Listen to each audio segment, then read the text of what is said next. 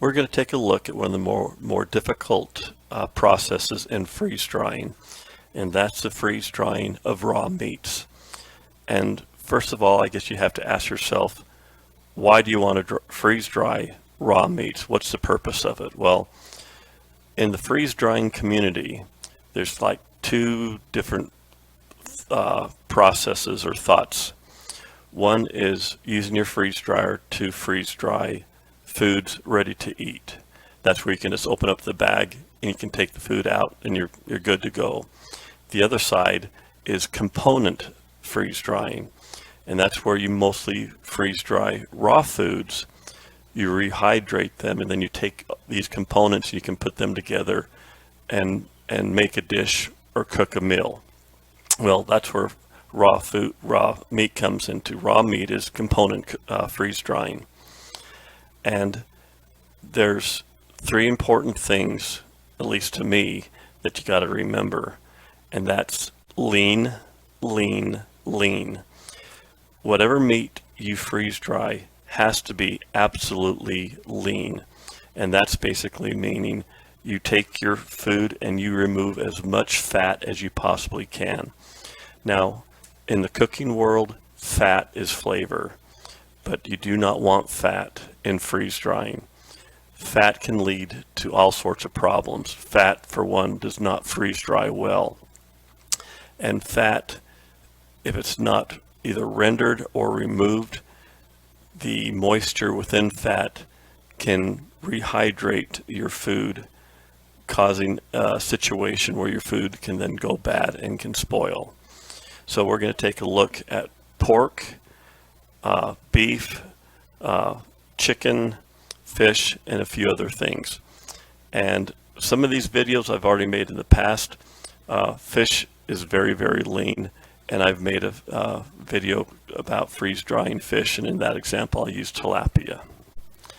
So before me I have a whole bunch of pork loin. Pork's fairly easy to freeze dry because the fat is usually on the outside. The more difficult meats to freeze dry is going to be ham, there's a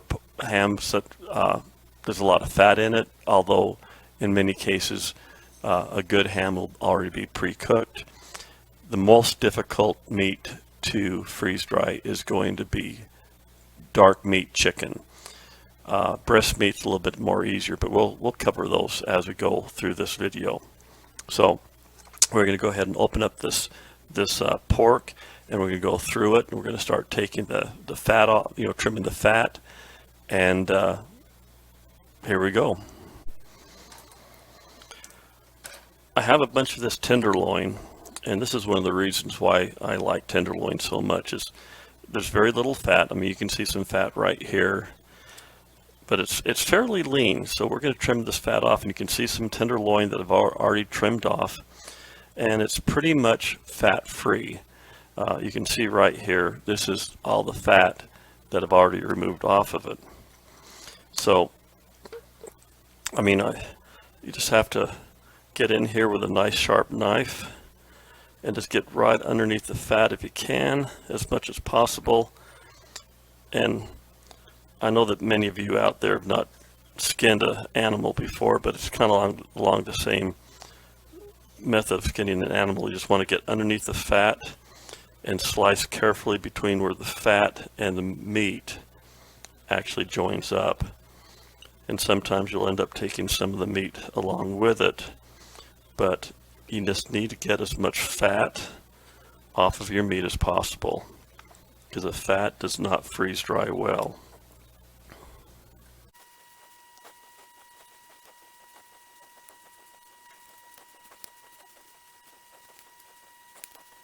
Once you got most of the fat off your meat, you want to slice it, and I would slice it between 1/4 inch and 1/2 inch.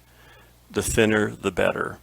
I would not slice the meat any thicker than 1/2 inch. You need to be able to have the meat thin enough that when sublimation takes place, all the moisture that's going to be deep down inside this meat will be able to escape. So I'm going to go ahead and do this a half an inch at a time.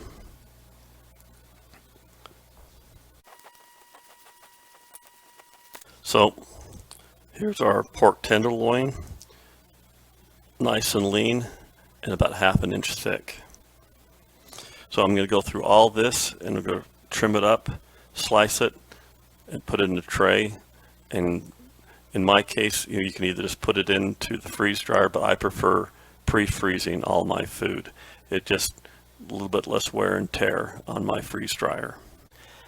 All the fat has been trimmed off my pork. It's ready to go into the freezer for pre-freezing. When doing raw meats, remember it's extremely important to be lean, lean, lean. Remove as much fat as you possibly can from the meat.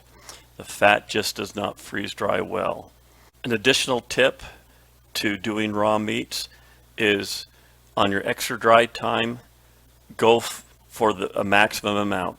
Go for 8, 10, 12 hours of dry time. You want to get this meat as dry as you possibly can. So let's just say you follow my instructions and you freeze dry a whole bunch of meat that is raw. So how do you know what's going to happen in the future? You might just say, oh, that Phil, he doesn't know what the crap he's talking about. Well, we can't go into the future, but we can go back in time.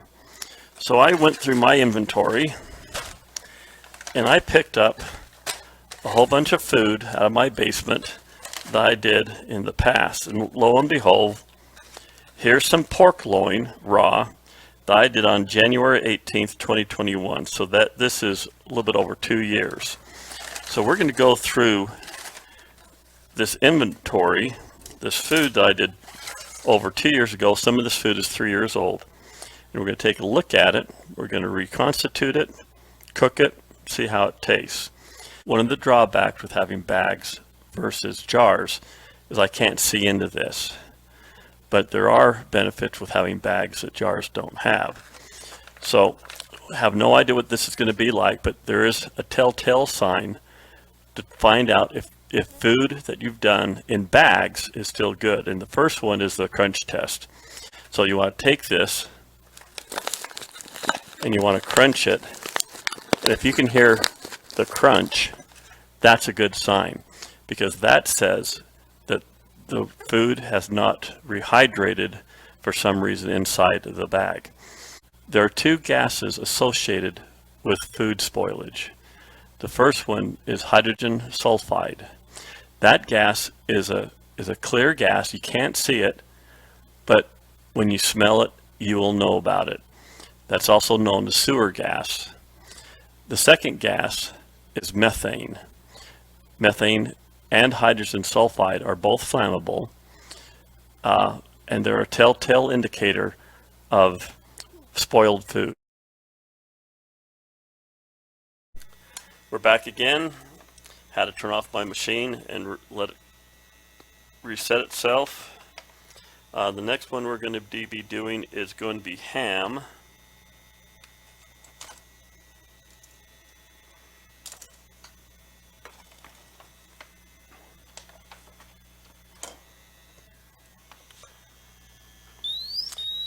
And we're getting, wow, 550 parts per million on carbon monoxide.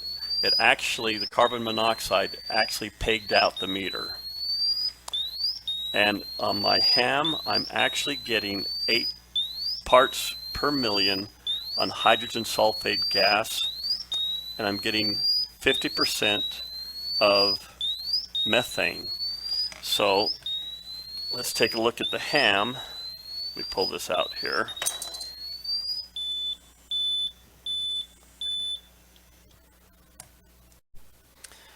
So we're going to take a look at the ham and see what's the deal with this. Now, I have a lot of ham in my inventory, and I've used ham out of my inventory. I've never had any problems with it.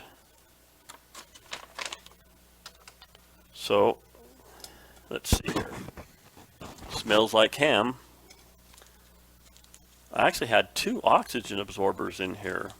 Now, one thing I'm noticing here is these oxygen absorbers are oily to the touch,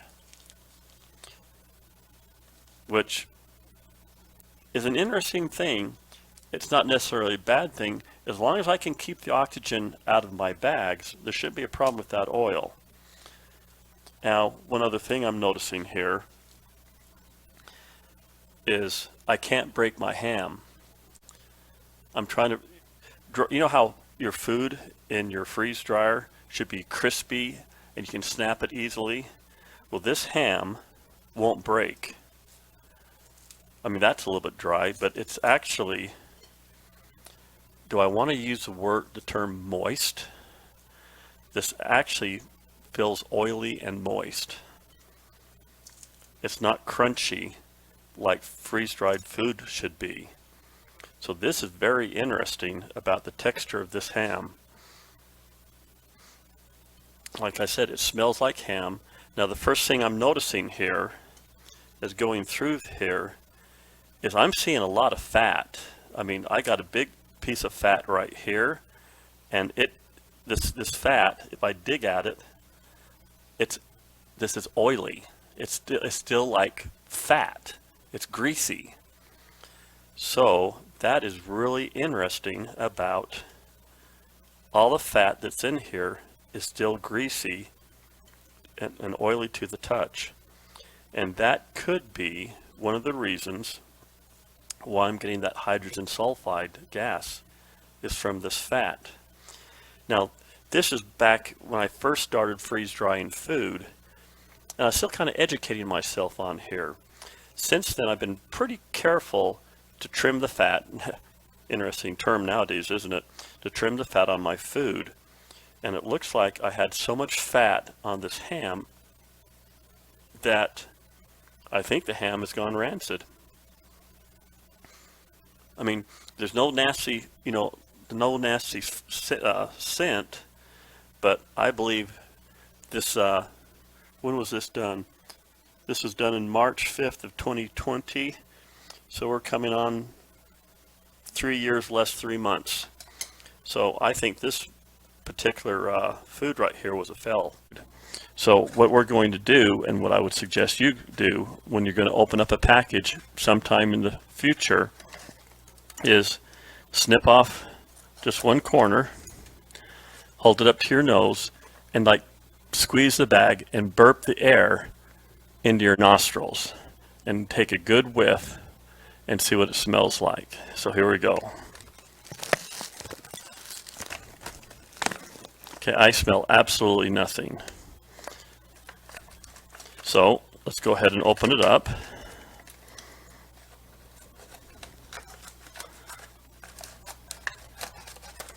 We take another smell. I smell absolutely nothing, but we can see inside, and this is hard as rock. And this is my pork loin. Now my pork loin is nice and dry. It's light, and it looks just absolutely fine. So I cannot prove this, but if your freeze-dried food can go 6 months without any problem, most likely it can go 20 years. So we're going to take a sample of this, and we're going to go ahead and reconstitute it. Remember, this is raw, so we have to treat this as raw meat and avoid any possible cross-contamination. When I rehydrate meat, I always find it best to use hot water. So we're going to take one of these pieces of pork loin out, and we're just going to go ahead and submerge it in hot water for now.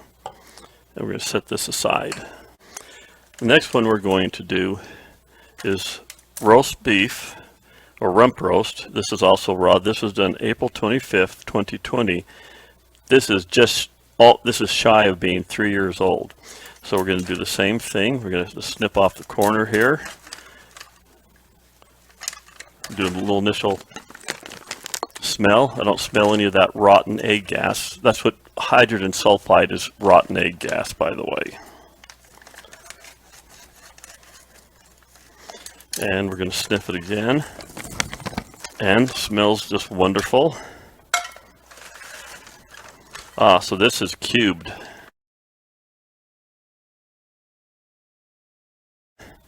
And so we're going to take some of this, put a few of these in my bowl, and add the hot water.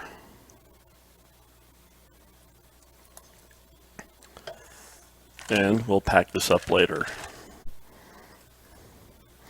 Next up is the infamous raw chicken. So I have raw chicken strips here, and I have raw chicken white meat breast chunked. So we're going to look at this one. My guess is both of these is going to be white meat. So we're going to open up the corner.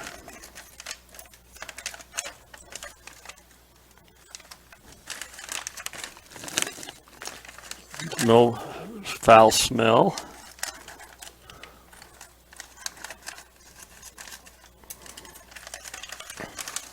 Yep, and this is white meat.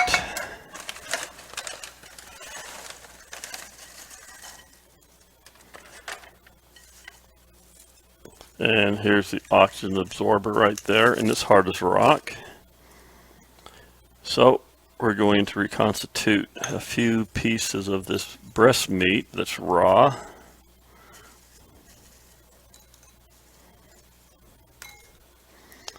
With the hot water.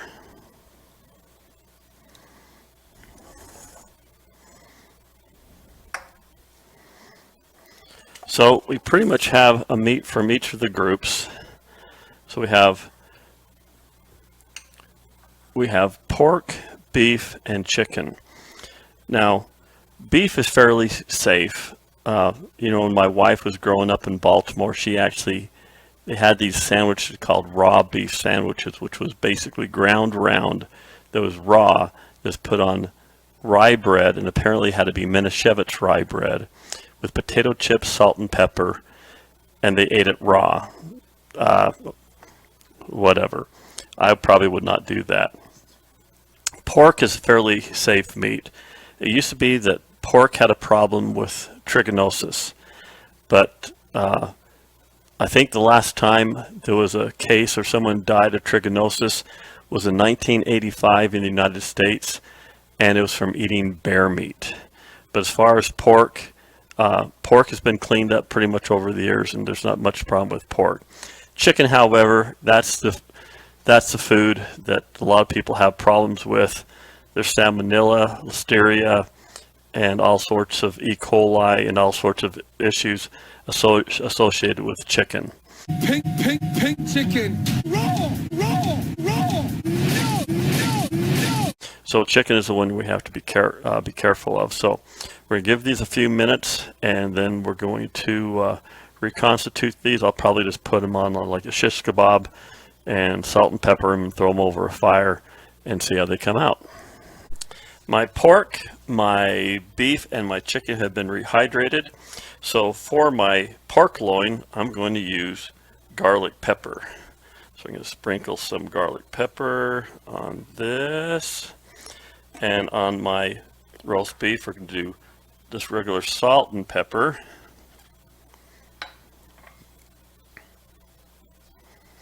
And on my chicken, I'm going to use my secret chicken recipe.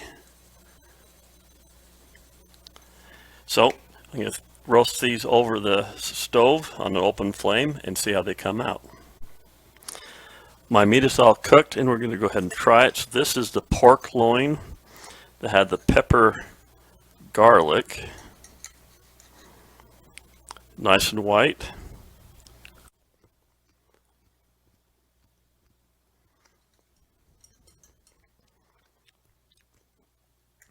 And very tasty. This is really good.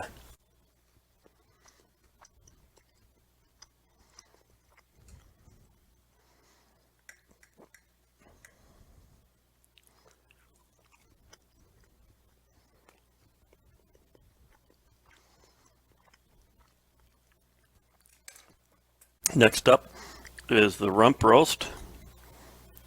Take these off the skewer here.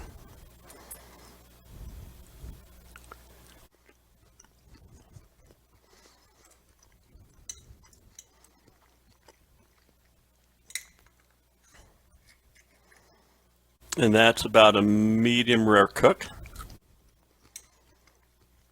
Salt and pepper.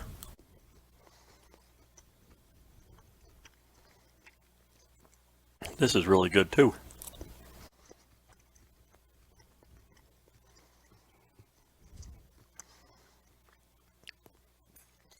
And the last is going to be the chicken. First of all, we want to just double check. Make sure this is cooked all the way through. Yep, no pink inside. This is really tender.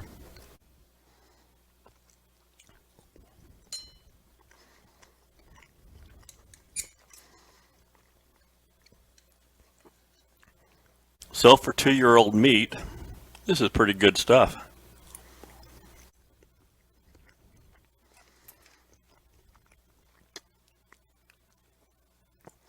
So this is a good conclusion to this little demonstration with the pork, beef, and the chicken. All came out really good.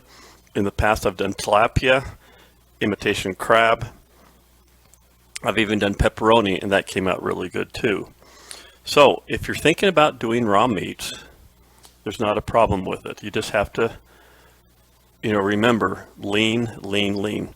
Remove as much fat as you can from the meat, and then I would highly suggest that you vacuum pack it, whether you use jars or bags. Vacuum pack it, get all the oxygen out, and vacuum pack it with an oxygen absorber.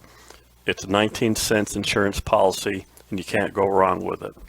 So, until we meet again, thank you for your time. Please subscribe and go forth and freeze dry the world.